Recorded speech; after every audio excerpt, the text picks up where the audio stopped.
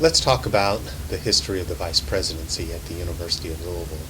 There have been 4 vice presidents at this university that have served the Division of Student Affairs over the years. The very first vice president was Dr. Ed Hammond. He is now the president at Fort Hays University in Hays, Kansas. The second is Dr. Denny Golan, and he left this university to become the president at Fontbonne University. Both of those individuals are retiring this year from Fontbonne and Fort Hays. The third vice president has been Dr. Denise Gifford. She served for a number of years and came up through the ranks through housing to ascend into the vice presidency here, and then left the university to work in the Middle East, and she now works at a very nice private university along the East Coast. And then the fourth is myself, Dr. Tom Jackson, and I came here in 2007. And we will see where it leads after that. That's the history of the vice presidents at University of Louisville. Student Affairs serves a number of very, very important functions for the university. The biggest function is providing students an opportunity to succeed in whatever environment they want to succeed in. Simply put, it's about providing an environment where they can learn. Student learning, student engagement, civic engagement, all of those things are at the very foundation of the work that we do within Student Affairs. And the Division of Student Affairs not only manages that, but leads it across all of the departments, if not the entire institution. So the division, simply put, maybe a little more elaborately, is to engage the students so that they find some comfort and feel that this university is a home to them and a place that they can actually thrive and succeed. We really want the parents to also feel that their sons or daughters are in a place that they could be nurtured, that they are safe, and that they also could succeed through the university. The ultimate goal is to have a graduate of this university that not only finds gainful employment for a lot of good reasons, but also becomes a very thriving, engaged citizen in whatever community they happen to live in. Whether that is the community of Louisville, someplace else in the United States, or somewhere globally, they will be representing the University of Louisville, and we want them to be thriving in that environment as an educated citizen. Student Affairs has thousands of activities that occur throughout the year, and sometimes all we think about are the big ones, such as homecoming, or family weekend, or Greek week, or an athletic event, or clubs and organizations, or orientation, or those kind of things. But there really are thousands of different activities that are coordinated, not only by the departments within Student Affairs, but departments beyond and outside of Student Affairs. Specifically, though, we have well over 400 student organizations on campus, and all of them are also doing activities to engage their members or prospective students on campus. That really is the lifeblood of the work that we do in Student Affairs.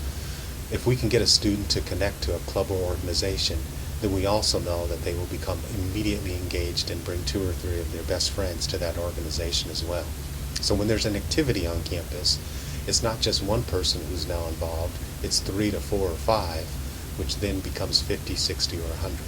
And that's really important to how the business, the science of student affairs, and the student development profession really come together. That's an important part of the work that we do. So when we look across the entire spectrum of the work within Student Affairs, it's not just the one program that Student Activities or Student Involvement may be doing, or SGA is sponsoring. In totality, it's the dozens, if not hundreds, if not 1,000 different activities that our students are doing collectively across the university.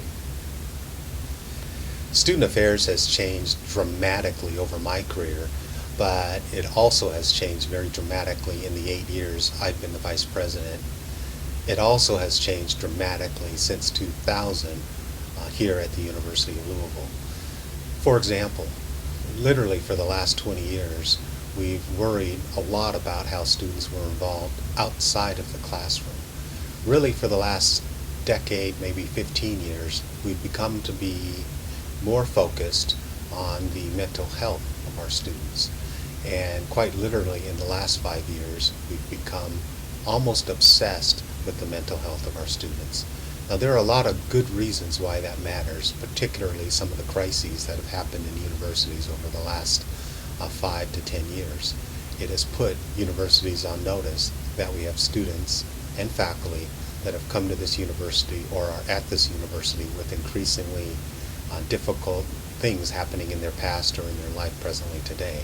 So as a university, we have to be very aware of that, and student affairs, in many respects, is that organization that is most concerned about the mental health of our students and how that engages the rest of the academic community. Our biggest worry is there would be an incident and there could be loss of life. And so student affairs didn't really worry about that as much 20, if not 30 years ago. It was a concern, but today it seems to be a very important change for how we view the work that we do. It's as if the yellow warning light is constantly on because of the threat of something happening on a university campus. Student affairs has also changed in the sophistication of the work we do in student activities and retention.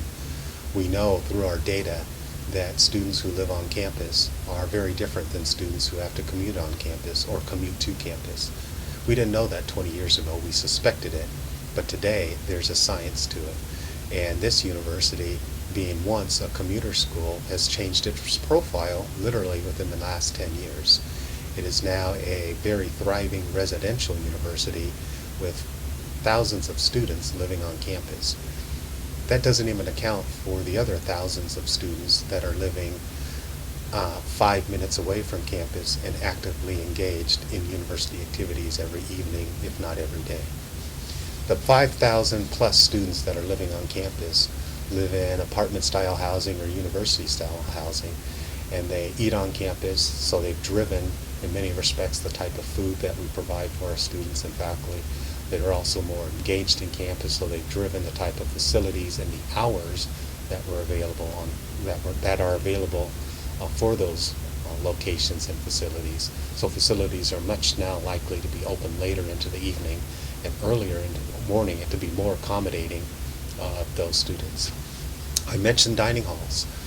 There are dozens of different types of eateries because we have all these students who are right here wanting to eat and cannot leave for a 5-minute drive off campus only to make their class a few minutes later. And so that's changed dramatically. Probably the biggest area is recreational sports. We knew almost 20 years ago, maybe 30 years ago, this was very important to a university and to our student body and to our faculty. But we know today that the wellness of our student and our faculty helps relieve the health concerns that we have as a university. That's one part of it. I'll talk about another part of it in a moment. One part of it is that if that student is involved in the health and wellness within student recreation, they are meeting other students, they are staying more physically fit, they are less likely to have illness or other ailments, and so they're more likely to go to school. That makes for not only a healthier student, but a healthier citizen later on when they graduate from the university. In recreational sports, though, we are also dealing with diversity indirectly because those students don't see necessarily the differences in people. They see skill sets in those people. And the motive is about fitness or about winning or about competition or about being involved when you're active in recreational sports. So you're more apt to talk about current events and issues happening on campus that are inclusive rather than divisive, which is commonly done elsewhere within the university. So there are many attributes and changes that have occurred over the years, and many of them have dealt with the science of what we do in student affairs, which is driven by the data and the research that our faculty have had a chance to really catch up on over the last couple of decades in student development. One of the biggest things that a university has is its academic traditions. A good example of probably the biggest academic tradition is commencement, and the symbolism of the robes and the hoods and the pomp and circumstance that comes with a ceremony and the music and walking across stage and all of those things. That's the culmination of many different things that happens on a university campus.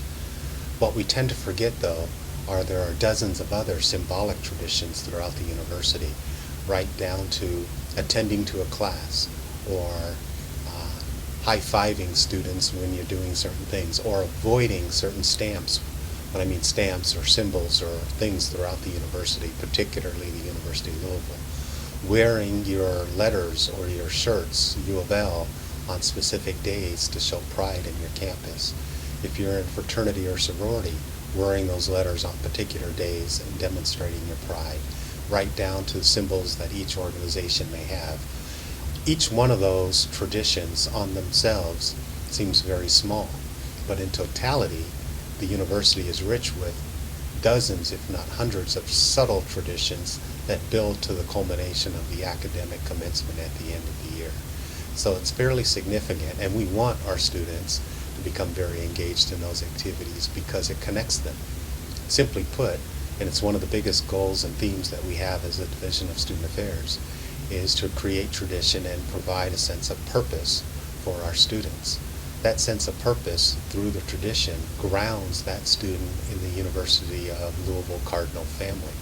It connects them for a lifetime as a future alum, and it enables our students, future graduates, to talk about the fun things they used to do on campus, such as eating in a hall, or having a party, or going to a concert at the Red Barn, or eating a particular sandwich at a specific location, or celebrating in the quad a Final Four and the championship of a basketball game, or attending social events or service events at a Sugar Bowl or something of that sense. Each one of those are touch points that students get to talk about as an alum later in life, which builds to the life tradition of being a Cardinal forever. That's the most important thing that we provide, and it somewhat starts with the student as an undergraduate. We ask the simple question of our students to get involved, but we ask this question of our alumni to reflect back upon what it means to be a student. That question is, what's the most memorable experience you had as an undergraduate?